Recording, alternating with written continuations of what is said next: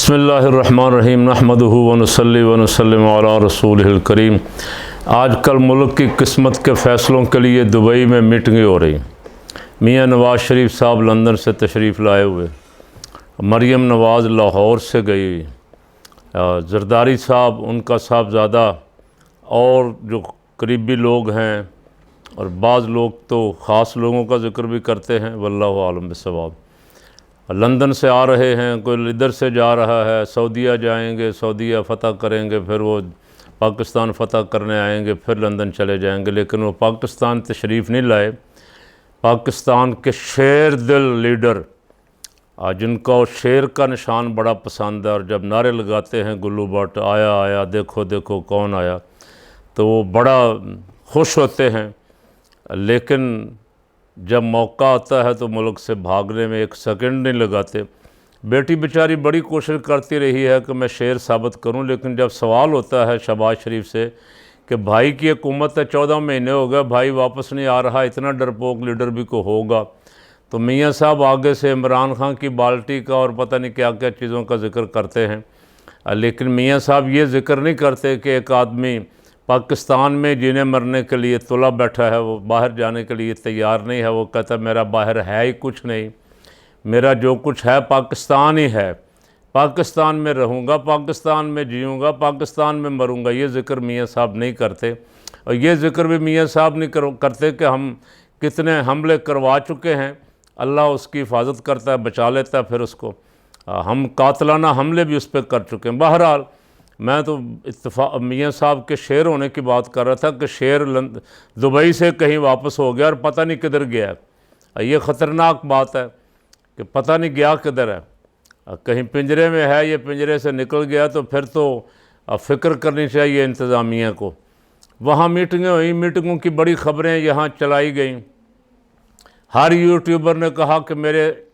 اندرونی سورس یہ کہہ رہے ہیں کہ آپس میں لڑائی ہو گئی، کسی نے کہا میرے مصدقہ ذرائع یہ کہہ رہے ہیں کہ معاملات طے ہو گئے، کسی نے کہا نیکسٹ وزیر اعظم کا فیصلہ ہو گیا۔ اب بہرحال میٹنگ تھی تو انہی کاموں کے لیے۔ ایک مسئلہ تو یہ تھا کہ نگران حکومت میں کون کون آئے گا، کون وزیر اعظم ہوگا نیکسٹ، یہ فیصلہ کریں۔ راجہ ریاض تو بیچارہ ڈمی ہے، اس کو تو کسی نے پوچھنا نہیں، زرداری اور نواز شریف طے کریں گے، اور شاید کہہ رہا ہوں دل رکھنے کے لیے مولانا کو بھی بتا دیں کہ ہم نے یہ فیصلہ کیا ہے، مشورے میں مولانا شامل نہیں ہیں۔ فیصلہ نگران حکومت کا فیصلہ کرنا ہے، آئندہ جو 5 سال کی حکومت بنے گی اس کا فیصلہ کرنا ہے، اور کچھ سیٹ ایڈجسٹمنٹ کرنی، اور کچھ جو آئی ایم ایف سے پیسے ملے ہیں، یہ پیسوں کا بھی کیا کرنا ہے، کس نے کتنے کھانے ہیں، اس کا بھی فیصلہ۔ تو کیا فیصلے ہوئے ہیں؟ میرے کوئی اندر مصدقہ ذرائع نہیں تھے،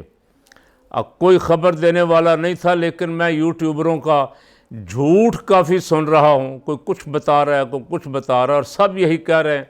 کہ میرے باخبر ذرائع سے، مصدقہ ذرائع سے اندر کو بیٹھے ہوئے سورس ہیں، میری کسی سے بات ہوئی ہے۔ اگر یہ ساری باتیں صحیح ہیں، اسی لیے اکٹھے ہوئے تھے، تو پھر میں قوم سے سوال کرتا ہوں کہ کیا کب تک تمہاری تقدیر کے فیصلے لندن میں، دبئی اور بیرون ملک ہوتے رہیں گے؟ کیا تم زندہ قوم نہیں ہو، ایک مردہ قوم ہو؟ کیا تم آزاد قوم نہیں ہو، ایک غلام قوم ہو؟ تم دیکھ نہیں رہے کہ تمہارے فیصلے اگر کوئی باہر بیٹھا کر رہا ہے تو تمہاری غیرت بیدار نہیں ہوتی کہ یہ کون ہوتا ہے ہمارے فیصلے کرنے والا؟ فیصلوں کا حق تو عوام کو ہے، ہمارے آئین میں بھی لکھا ہوا حاکم اعلیٰ اللہ کی ذات ہے، اسی کو بالادستی ہے ہر چیز پہ، اس کے بعد عوام کا اختیار ہے کہ وہ کس کو لاتی ہے، کس کو پسند کرتی ہے، کیا فیصلے کرتی ہے۔ لیکن یہاں عوام تو بیچاری بیٹھی ہوئی ہے، غربت کے ہاتھوں اور لوڈ شیڈنگ کے ہاتھوں ماری ہوئی، یہاں تنگ بیٹھی ہوئی ہے۔ لیڈر دبئی میں موج کر رہے ہیں، 5 سٹار ہوٹلوں میں ہیں، بڑے بڑے محلات میں ہیں،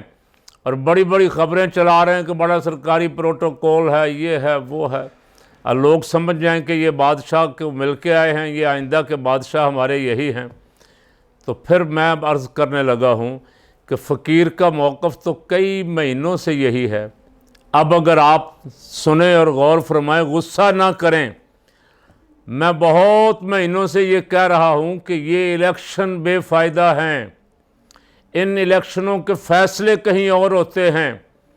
میں نے لبیک کے جلسے میں بھی یہ عرض کیا، اور ان کے امیر صاحب کو، حافظ صاحب کو بٹھا کے بھی یہ عرض کیا کہ اگر الیکشن اسی طرح کے ہونے ہیں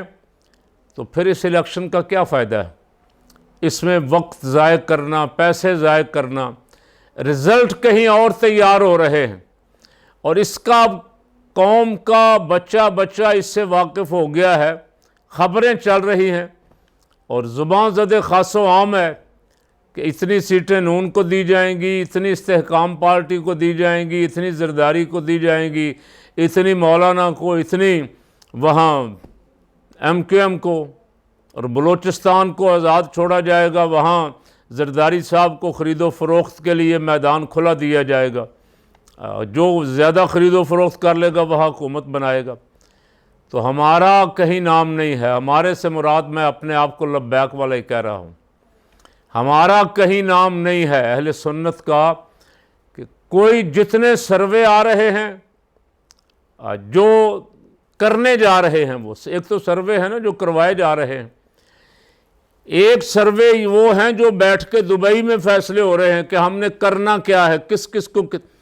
ایک سروے وہ ہیں جو طاقتور بیٹھ کے صلاح مشورے کر رہے ہیں کہ کس کو کتنی سیٹیں دینی۔ تو اگر الیکشن ایسا ہی ہونا ہے، فیصلے ہو گئے ہیں، تو پھر میں آپ سے سوال کرتا ہوں، پھر بھی یہاں کینڈیڈیٹ پاگل ہوئے پڑے، الیکشن کے لیے کروڑ روپیہ ٹکٹ لینے کے لیے پارٹیوں کے، منت سماجت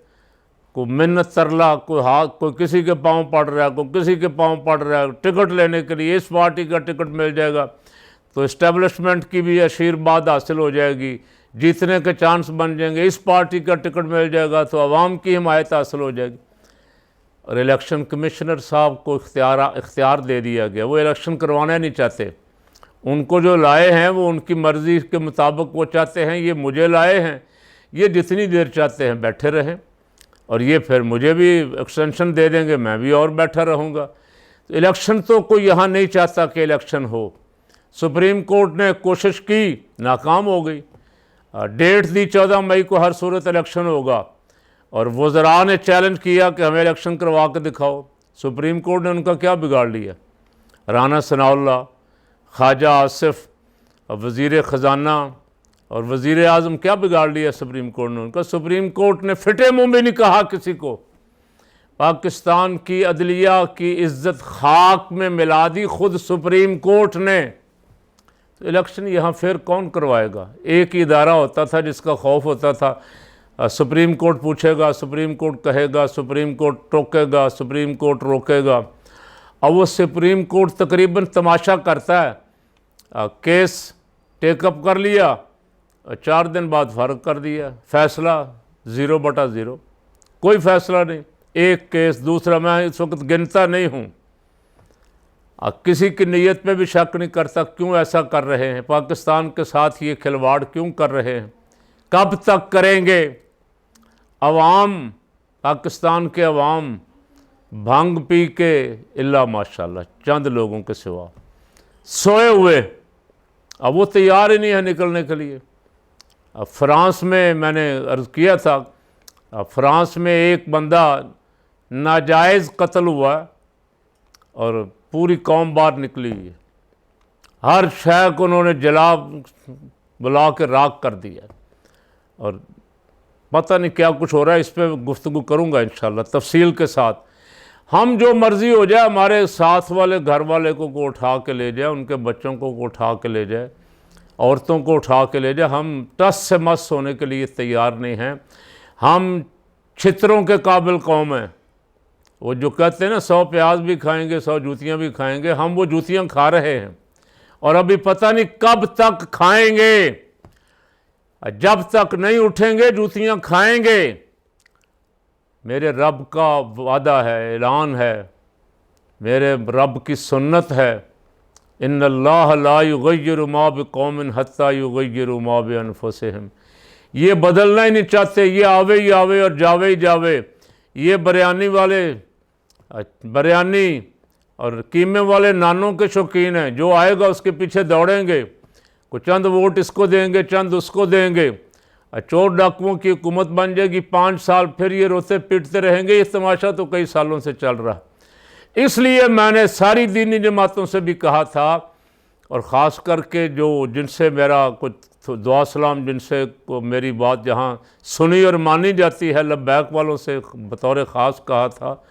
یہ جو الیکشن یہاں ہو رہے ہیں بے فائدہ ہیں، ان کا کوئی فائدہ نہیں۔ انقلاب کے لیے نکلو، قوم کو تیار کرو، نکلو۔ میں نہیں کہتا کہ آج کل آپ نکل جائیں، سڑکوں میں بیٹھ جائیں، قوم کو تیار کریں، قوم کی ذہن سازی کریں، آپ کے مقررین، آپ کے عہدیداران ملک میں پھیل جائیں اور قوم کو تیار کریں اس انقلاب کے لیے۔ جب تک اس ملک میں نظام مصطفیٰ صلی اللہ علیہ وسلم کا انقلاب نہیں آئے گا، قوم چوروں ڈاکوؤں لٹیروں کو ماننے سے انکار نہیں کرے گی، قوم کھڑی ہونے کے لیے تیار نہیں ہوگی، اس ملک کے حالات نہیں بدلیں گے، یہ قرضے لیں گے، کھا جائیں گے اور بھاگ جائیں گے ملک سے۔ میں اور آپ یہاں بھگتتے رہیں گے، ہمیں یہاں رہنا ہے۔ اللہ ہمیں، ہمارے ملک کو، ہماری اولادوں کو سلامت رکھے، اور ایسا کوئی غیب سے مہربانی فرما دے۔ ہم بیکار ضرور ہیں تیرے محبوب کے امتی، ہم نکلے نہیں، نکلنا ہمیں چاہیے، اس اہل نہیں ہے، نہیں نکل سکے، لیکن پروردگار کو ایسا انتظام فرما دے، کوئی ایسا اپنا مقبول اور محبوب بندہ بھیج دے جو آ کے اس ملک کی تقدیر بدل دے، جس کے لیے یہ کھڑے ہو جائیں، جس کے ساتھ یہ نکلے میدان میں، اور اس ملک کو جس چنگل میں پھنسایا گیا ہے طاقتوروں کے، ڈاکوؤں چوروں کے، ان سے نکالنے میں کامیاب ہو جائے۔ اللہ اس ملک کی حفاظت فرمائے، یہ اسلام کا قلعہ بن جائے۔